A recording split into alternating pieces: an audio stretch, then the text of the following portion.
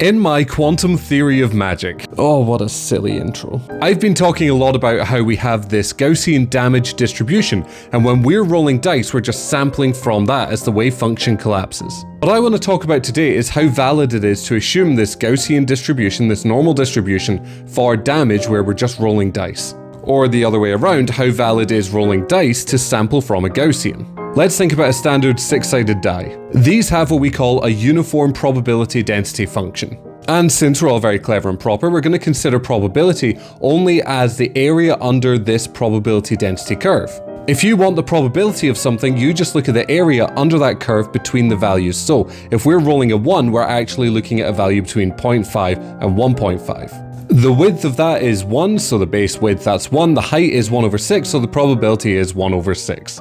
And that allows us to do things like asking what is the probability between 0.5 and 2.5, and then we get 1/3, for example. Anyway, I got sidetracked. The point is, this doesn't look like that. So why on earth do I use this as a model? Well, let's consider 2d6. This is really embarrassing. I couldn't find another d6. We're rolling 2 dice and summing them together. And since we have a 1 in 6 chance of getting any individual score on just 1 dice, any pair of values will have a 1/36 chance. One of the other first things we know is that the bounds are going to change. So 2 is now our lowest possible result, which is 2 1s, and 12 is our highest with 2 6s. 2 and 12 both only have one possible pair that will sum to give that result.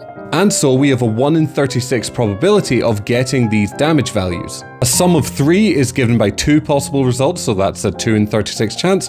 4 is 3 in 36, and so on and so on. Now you'll notice going from 1 die to 2 has immediately given us a shape that's a lot more similar to that Gaussian I was talking about. And what we've done is called a convolution. Now, I'm going to talk about that in another video probably, but basically every time we add in a new dice value, the shape of this distribution changes. And so this is 3d6, and you can see again, we're starting to get that curve. And by the time we're rolling 12d6, we're looking at something very Gaussian. This comes from the central limit theorem. Basically, as we roll more and more dice, we get closer and closer to approximating a perfect Gaussian.